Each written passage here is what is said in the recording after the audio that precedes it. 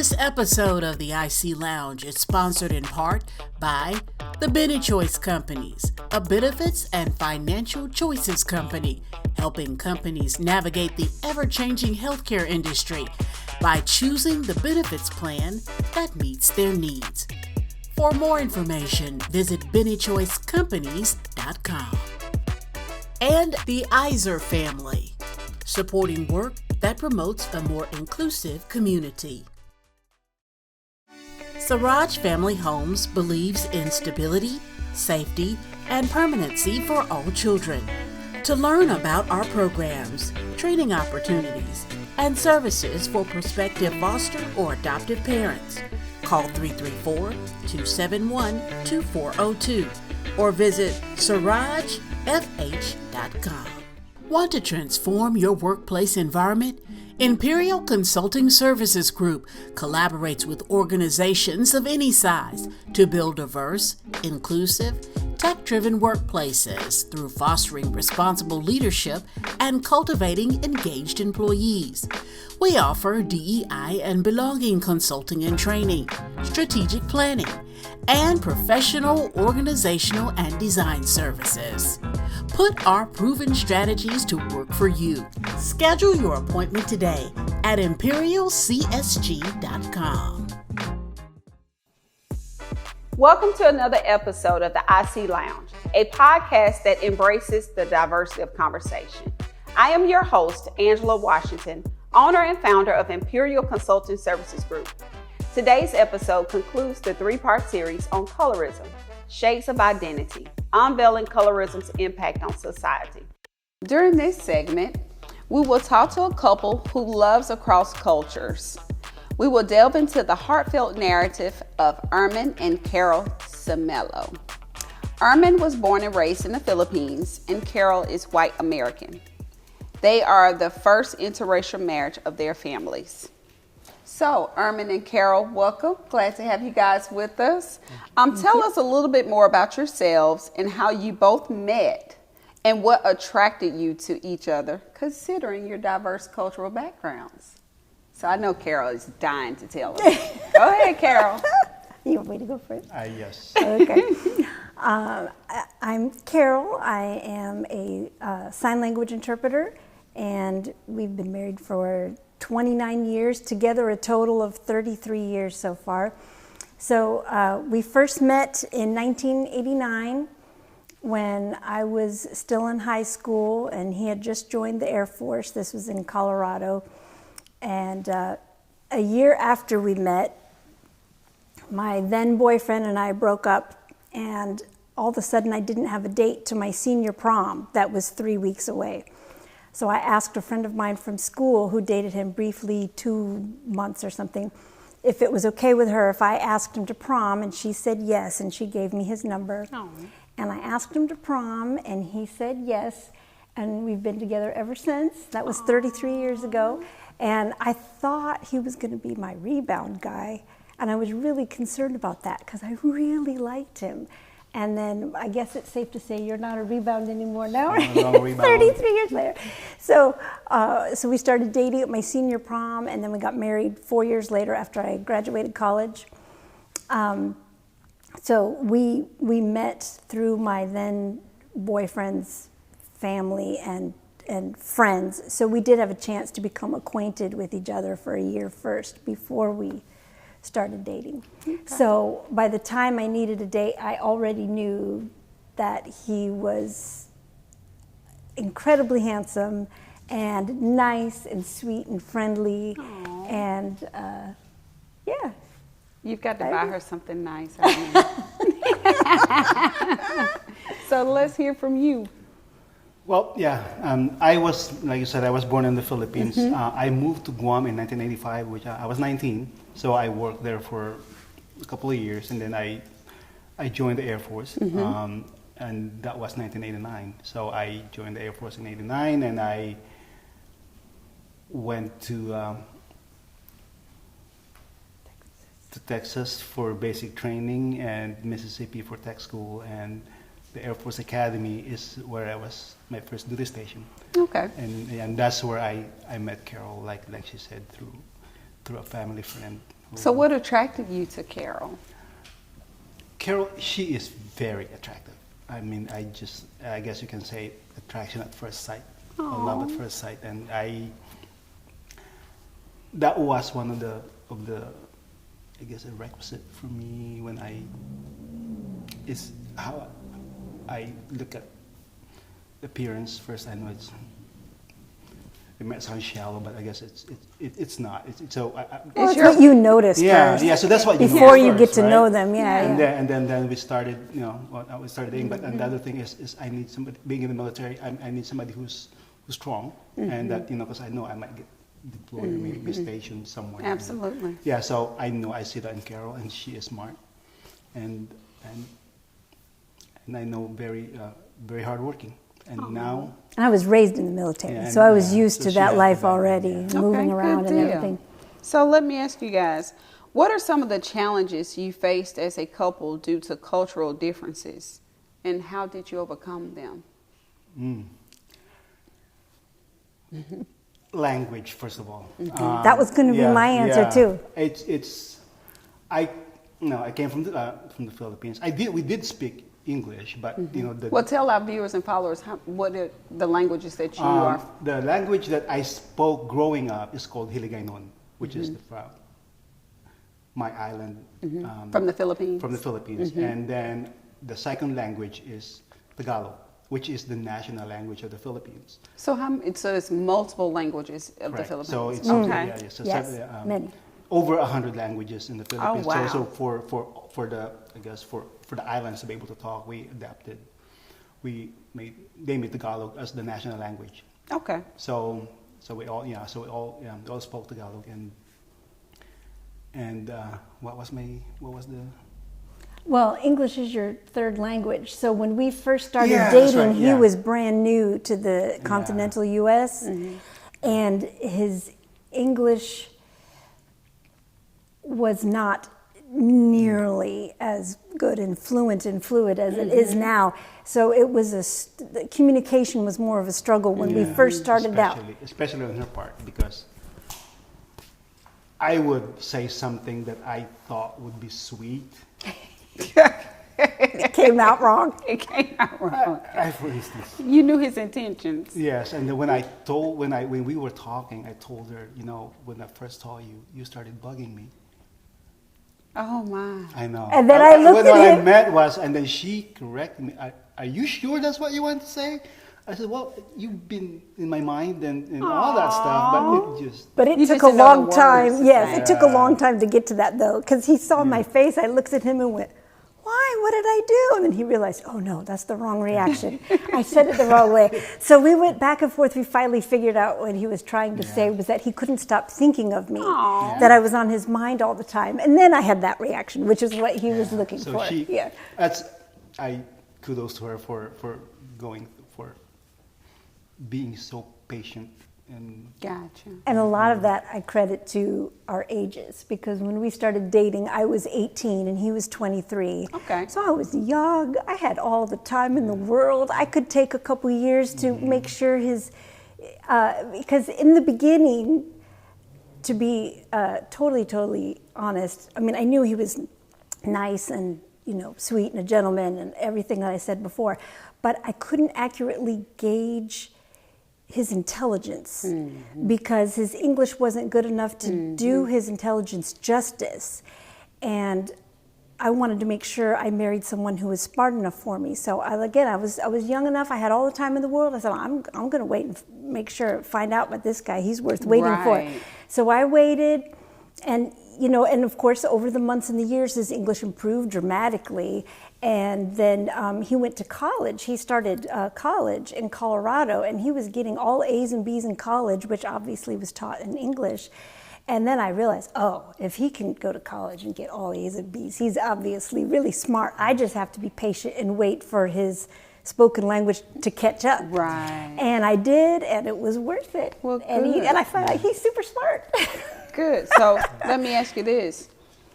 How do you navigate and blend your cultural traditions and values in your daily lives and family dynamics? So how do you all do that? Patience, and we talk a lot. for instance, the way how we raise our kids. I take the good part of the Filipino culture, and the good part of the American culture, and then we combine it and we implement it at home. So, like for instance, if my child would go on a date, I would say none of that honking their horn and the driveway stuff. They come in. There you go. And meet you and respect and talk to us. So none of that. So, so stuff like that. But it worked out. It's called third culture. So we developed our own third culture in our household because when we were dating, we had to teach each other. We were new to each other's cultures, so we had to teach each other a lot. And we learned a lot, and we learned that some things that are polite in American culture are rude in Philippine culture, and vice versa. So we always tried to be polite with each other, and sometimes inadvertently it would come across as rude. So of course, you learn that over time and make adjustments accordingly. And then we luckily agreed about which parts of Philippine and American culture we preferred and which parts we thought, I'd rather not do that, I'd rather do it your way. Or this one, I really want to do it my way. Luckily, we agreed on those. So we raised our children with the best of both worlds. At least that's what we tried to do. And so it takes a lot of patience, a lot of teaching each other. I mean, now we know each other's cultures. It's been 33 Good years. Deal. But so let me ask you this: talking about cultures, in what ways have your families reacted to your intercultural marriage, and how did you handle any differences in acceptance or understanding?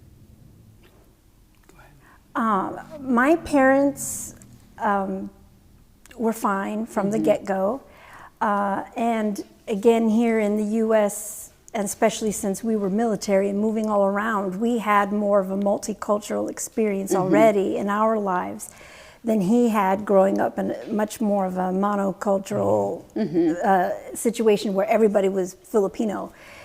So my parents immediately accepted it and they were fine. His parents, I think, when we were married for, it's okay, we were married for 1 year. Yes, married for 1 year when we flew to Guam and I met his family for the first time. And his father and his siblings welcomed me right away.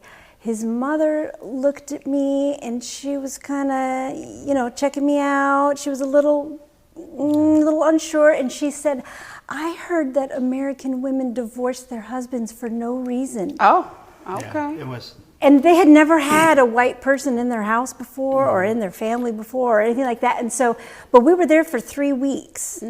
And by the time we left and we were saying goodbye, she hugged me so hard and she didn't want to let go, and she had tears in her eyes, and she bought me, belated wedding gifts. So clearly I won her over, and there's been zero problem ever since. So let me ask you this though. I'm sorry, I'm going to let you go to your, do you think media had any influence on that?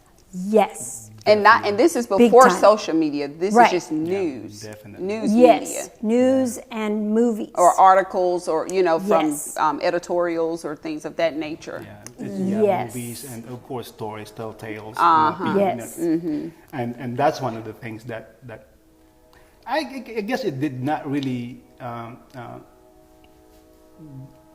guess I would say bother me that whether my parents would accept her or not. I mean, because we talked about it. I said, so what if your mom would not accept me? I said, well, guess what? I married you, so Good and we're answer. going to be together. I love that. So, and I'm glad that it worked out for the best. Right. Because you wouldn't want to have to choose like that. I understand. That's right. And then it's who you're going to be living with, and we are here on our own. And absolutely. Look at you guys now, 33 years later, still in love. I love it. So let me ask you guys this. How do you celebrate and honor important events or traditions from both your cultures within your family unit? How do you all, intermingle those things? I know you talked about that what do you call it? Third culture. With a mixture. So we kind of made our own a la carte. Culture, right? So how do you all do your traditions, those things? Well, Thanksgiving, we decided years ago, since that's an American holiday and not a shared Philippine holiday. We do that completely American. But since Christmas is a shared holiday, we have a mixture. We incorporate both traditions, and he does all the cooking for Christmas dinner. We do all the cooking for Thanksgiving dinner. Okay. So we have, American food for Thanksgiving, and then we have his cooking for Christmas. And what else? And the one thing that really is wonderful that she has adapted it in our family. Taking my shoes off? Yes. In the house? Oh, that is Yeah. a big thing. Yeah. Yes. And well, and for Christmas we have. Growing up, we would, we don't have fancy Christmas trees. So what do? We chop up a tree, find something, and then we wrap it up with white crepe paper, and then hang candies on it. Okay. So I just talk about this, and then next thing you know, Carol bought a white Christmas tree, and every year we decorate it with It's more of like what Candies. you would have had at home. correct. Gotcha. And I so love it. yeah, so we have That's good. a small Christmas tree adorned with candies. I love that. So And it's white. and it's and white. you- yeah. And that's for what he grew up with. And then we That's have the- the green tree with ornaments on it for what I Right. grew up and with. the white Yeah. would resemble the snow on the tree. Okay. So that's what. Cool. And Which is so funny, that 'cause they don't have snow I there. know. but- Yeah. But that brings me to my next question, which is good that you guys are being inclusive of each other's culture, because I think that it could cause a divide, or your love wouldn't be as strong if you all didn't try to show that collaboration of the two cultures, because it made you who you are, and it made you are who you are. So, and you found him attractive, no, not the best English and all, but look at him now, and you can't tell you had that much struggle with it, because you sound very well speaking English. Thank I you. just wish I was more multilingual myself. And we do have decorations from his country in our home, Yeah. and we made sure we taught our children about his traditions and culture. And then we've been to the Philippines multiple times, and we've Okay. brought the children Yeah. so they've Do seen you all their still father's go? home country. Yes. Yes, we do. Okay, we try to do it good. every year. We just went in July. We're going again next year. So. Love it. Awesome. Yep. So let me ask you this. How has your intercultural marriage influenced your perspective on the importance of diversity and inclusivity in society? Being that you all are a couple of intercultural background, what are your views on diversity and inclusion? How do you view it? Do you think that it has some type of effect on your view? Does it make it stronger, more accepting, or, just give your perspective on it? I think our experience has been a positive one.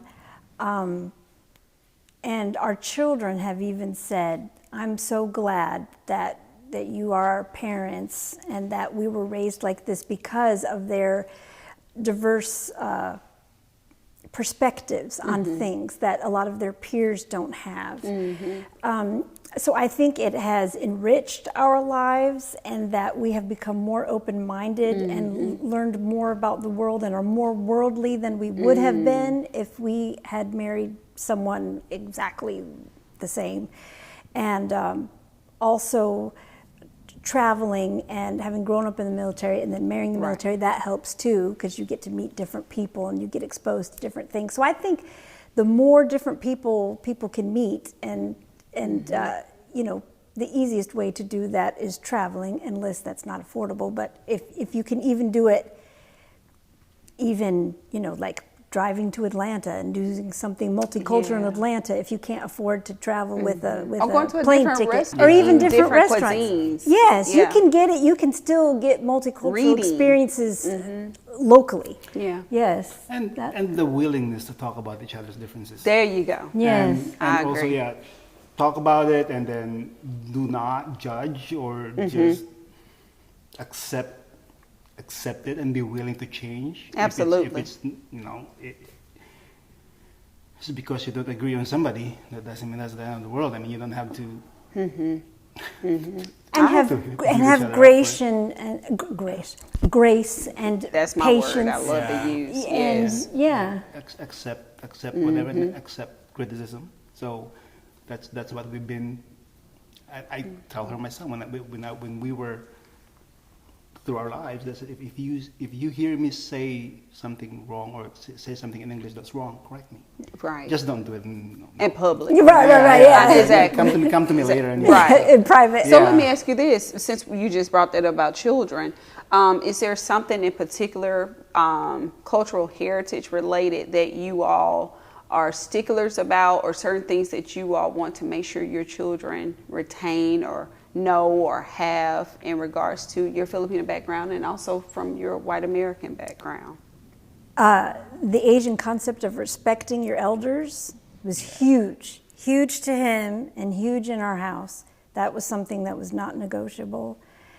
And the American idea of you can pick your own romantic partner and your own life partner,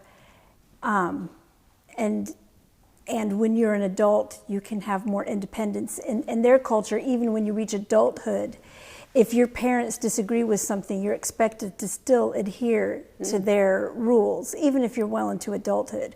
Whereas in American culture, our children are 24 and 20 now, and I'm not going to tell them who they can date, or I don't like this person. You can't date this person. Yeah, but they won't listen. Right. But in their culture, traditionally, they would listen. Oh, I can't date her anymore because my mom said no, even though I'm 24 or something. So in that respect, we agreed we're going to let them be more independent, like American culture, but they're going to be respectful. Yeah. Absolutely. Filipino culture. And I mentioned earlier that do not let another man disrespect you. Like I said, just honking your horn, and that's not how. That's right. That's not how it's done. That's right. And also, don't throw us in a nursing home when we're old. We want the Filipino way of they take care of their elders more, all the way until the grave. And then that's the one thing that I've really, like she said, that's very important to me. Yeah. And to this day, my mother is in the Philippines now, and I call her every night. That's awesome, though. I love that. Yeah, that's awesome. As you should. You only have one mother, and that's good. Yeah. That's really good. And then we try to visit every year. I mean, Would she come to the States? She did. When back she was in younger. 2009, but now, I mean, we tried to. She just feels like. She said I cannot handle it. It's 27-hour trip at least. Yeah, and she's in her 80s now. And she said, says too much. So as much as you guys can go, that's good. But that's why we go there. Yeah, that's awesome. That's awesome. Yeah. Well, I thank you guys for being on my show and sharing your experience with myself and the viewers and followers to see this. But in closing, I do want to ask a question. What advice would you give to other couples in intercultural relationships based on your own experiences? Be willing to compromise and also learn about your partner's culture and how it differs from your own in great detail before you decide if this is going to be permanent life partner or not. And it's not for everybody. So if you're not willing to make a lot of compromises and have a lot of grace and patience and do some things differently than you would prefer, then don't do it. So you have to have a willingness to be more flexible than you probably would have to be if you had the same culture. Yeah, be willing to work. Right. Communication is always key. Yes. And don't be accepting of each other's culture, and it's just, don't just shut it down because you don't like it. Talk about it. I mean, like she said, compromise. Yeah. And we have done that as far as culturally for both of our cultures, and that's why we're 33 years That's later. why we're still here now, Yeah. I love you guys like little freaking fracks. I love it. I saw her when she said, I heard it. And I heard it. And you said, Good job, Carol. You got it going on, girl. I love it. I love it. But I thank you guys so much for sharing your relationship. It's enlightened me, I will say, because this show is for everybody. I don't want to just have a narrow focus, and I really appreciate hearing, because I have an aunt who's Filipina. My uncle retired from the Air Force, and he married a Filipina as well. And I mean, I love the diversity that we have. My grandmother taught her how to cook, how to fry chicken and stuff. So she does really good in the kitchen. She throws down well. My uncle loves to eat, so she feeds him well. So and he feeds me well. He's an excellent cook. Very good. I very lucked out. good. Yep. So yeah, but I thank you guys for the perspective from the Filipina and the white American perspective. You don't see. I haven't seen it much or often enough, and I'm glad to have that perspective on my show. And I am very honored to have you guys with us as well. So yeah. Thank you. Thank you for having us. Absolutely. We enjoyed it. Yeah, we enjoyed it. God, I was so nervous. You shouldn't be. You did a fantastic job, sir. You did a fantastic job. We were. You got your girl Friday right there with you. I know. She keep you comfortable. So yes. That was so funny. You put. Yes, but so thank you to our followers and listeners all over for taking this journey with me as we explored this quite sensitive topic. There is still so much work to be done to champion acceptance. If you have a story to share, send us an email at info@icdiversity.com or through our website at imperialcsg.com. Contact us. Join us again for another thought-provoking episode of the IC Lounge. Remember, every shade has a story. Have a good one. Promotional consideration is provided by the following sponsors: Layla Ghostin Realty, KW Montgomery, Evening Out Formal Wear, and Andre Reed and Associates.